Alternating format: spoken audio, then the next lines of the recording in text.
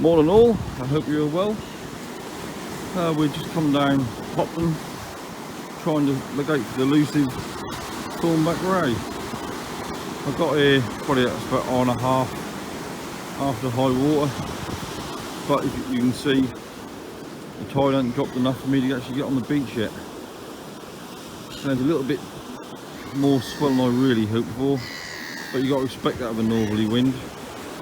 But you got to be in it to win it. You don't catch nothing sitting at home, do you? But hopefully give it another half hour, I'll just get the gear set up. There'll be enough sand on the beach for me to get down there and fish properly. I'm down here with the usual baits. Obviously got some fresh herring, some salted mackerel, some salted prawns. Hopefully that'll do the job. It's a bit gloomy this morning. As long as the rain stay away, I'll be happy. I ain't fished down here in years. I ain't fished down Hopton since they put all these rock drawings in. And that was a few years ago. But mainly the last few years I've been going in the boat and not bothering the sea fishing. If there's a chance of getting a thornback today, it's got to be better than catching all them little old pin whitening dabs. What are mainly kicking them around the beach this time of year. Catching them time and time again do get a bit boring. But a few friends had one or two rooker I've popped in here, so I thought we'll give it a go. If you don't get anything, at least I've got a good flask of coffee to keep me going. Rig wise I'm going pretty simple. Just a single hop hooked paternoster clipped down with 5-ounce lead on the end. Cut little tiny old beads on a swivel. People always use massive great beads, but you need tiny little beads on the swivel. That should be the gear for today. Obviously I'm put the same on both rods. I'm going to pair that with a 4-0 hook, penhole style. So I'll just tie that up, ready to go while waiting for the tide to come down. That's still look a good way to go. I must be getting towards 2 hours after the tide and it's still ain't quite down yet. I suppose these strong northerly winds keep holding the water up. That's the only problem at the minute. That push down the North Sea and that hold the water back. Well, that's the hook lengths tied up. Just a couple of 4-0 Aberdeens on a bit of 30-pound mono. Grinning knot on the hook, and also there we go, the grinning knot on the swivel. I find the old grinning knots are very good knots. They've stood the test of time, they do hold well. They've got to be one of the most universal knots for fishing.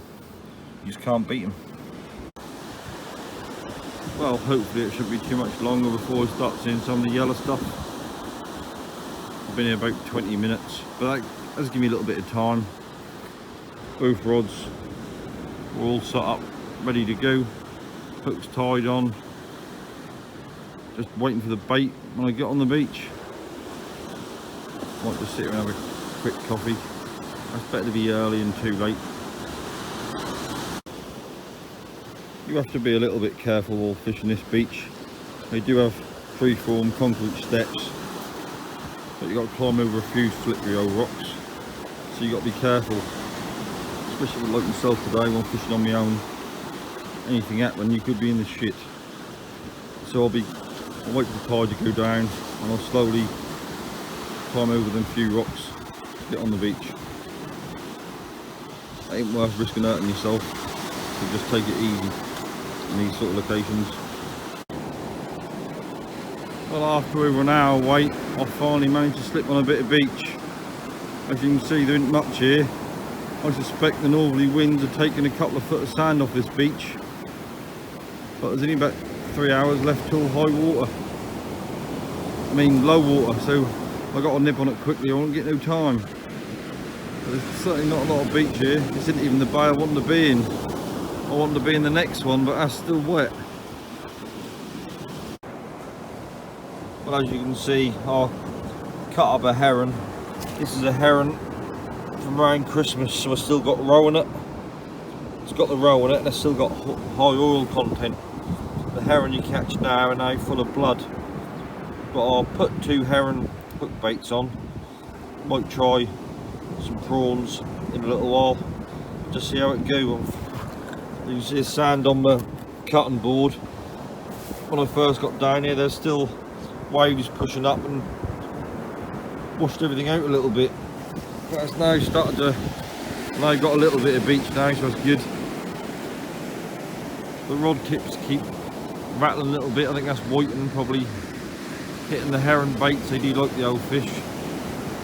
Fingers crossed we have a good old thorny come along. That's what we really want. I'll give you 100 whiting for every thorny, probably 200. We can only hope though, can't we? It's still early days yet, and hopefully we get one. I'm not greedy, one will do. Well, I've just reeled in and baited up again for the first time. There was nothing on there. The baits look pretty good, even though there's signs of whiting attacking the baits with the old shear and elastic on them. That protect the baits a lot better. I don't really want any of them little whiting, I've had enough of them. So I'm just sitting here, just poured myself a coffee, well deserved. There's a bit of sun, it's not a too bad day sitting here.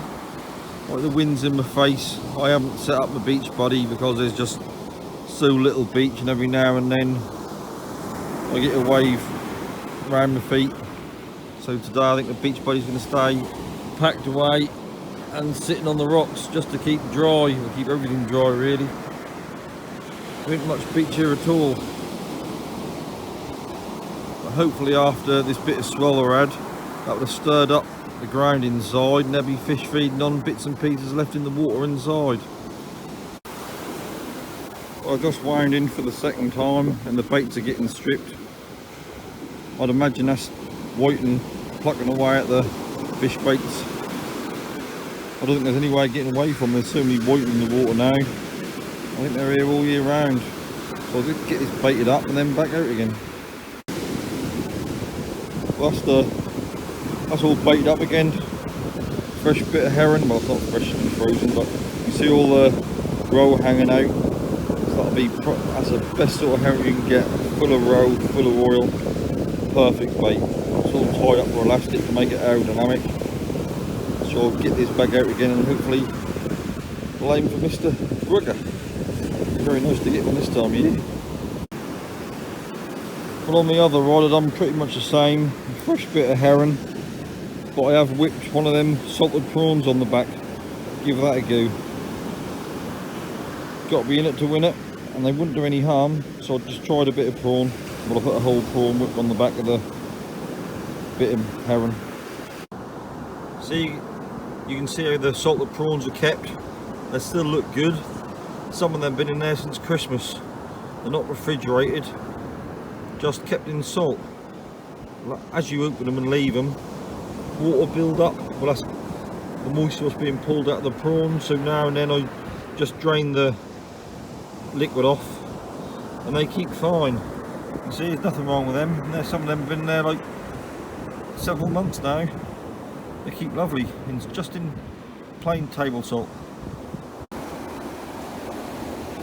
Well, whenever I put a fresh bait on, there must be whiting attacking them because the tips keep knocking all the time. I probably wouldn't do it while I'm videoing, just sod's law in it. But constantly I think there's just little fish like whiting pecking at the bait, taking little bits off. Luckily it's got a bit of elastic to make it last a bit longer, because hopefully I won't get too many whiting on a big old hook bait like that. Because at the minute most of the whiting seem to be little pins. Better whiting would take it, but you don't seem to see many better whiting anymore, especially now that the sprats are gone. Even though before Christmas, when you used to get when there was tons of whiting there weren't that many big ones amongst it. We did get quite a few big ones in the heron nets, but you're covering a lot of ground with 600 yards of nets, a lot more than you would if you were beach fishing. But we still didn't get that many huge whiting, really. Well, it's not hard to work out what's happened to the bait. Bloody shore crabs are stripping it to bits. I'll unhook this one, was tangled up. Well, I've still got the bait in his claws. I'll untangle him and re-bait up and get that back out again. Just what we needed. I thought many shore crabs would be out with water temperature about 6 degrees. But they're here all year round, aren't they?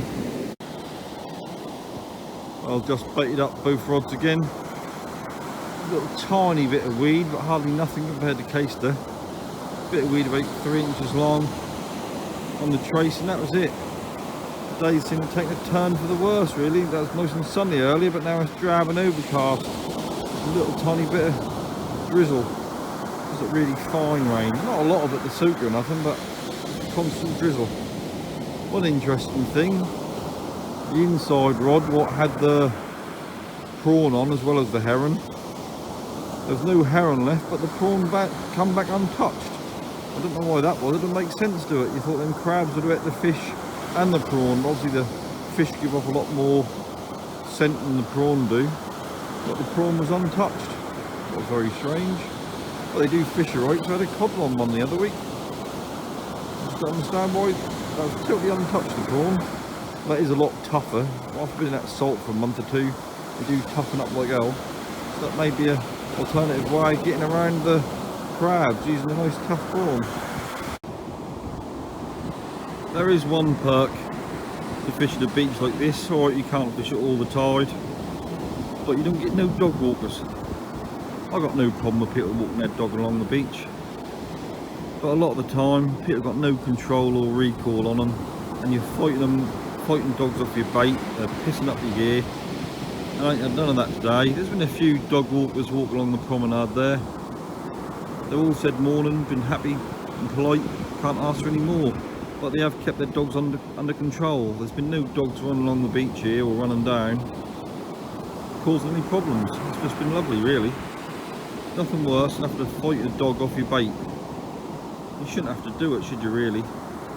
But you say anything and you're made out to be the bad guy. And it's them who can't keep their dog under control. Well, I just had a friend come down and have a little chat. He caught a rooker down here about a week or two ago, and he said the beach has changed a hell of a lot. I said to him about how come I couldn't get on the beach that early, and he said, well, the sand's dropped like 2 or 3 foot, so that's what I suspected. That northerly swell last week cut the beach away. But the steps, he said you could just walk straight down the steps on the sand. But now there's if you look at it, where the steps are, and then wooden bits of groin, there's now like a 6-7 ton rock sitting on it. That weren't there before, that's just pure sand there, so that's lost 3 foot off the beach. That's why you can't get on it so early. But I ain't had much. I ain't had no fish at all, just that crab. This was about an hour away from low water. Hopefully we'll get one now, but that's shallowed up here. It's like I took the sand off the beach and dumped it a little bit further out, so the waves will start breaking about 60 yards out. So I guess dump the sand there, and that's shallowed up a hell of a lot. But I don't like this swell for rooker fishing. I like it when it's nice and calm, really. Well, that's about low water now, maybe start of the flood.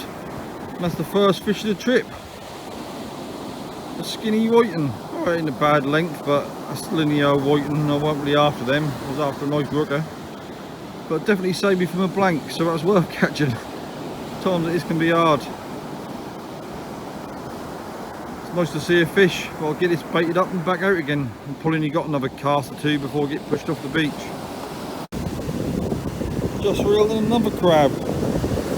This is me feeding hard today. I've been on so many crabs in a long while. The water must have warmed up and they're on the move. We're feeding like hell now, stripping baits in no time. I'm just sticking back. Well, I've just done my last 2 casts.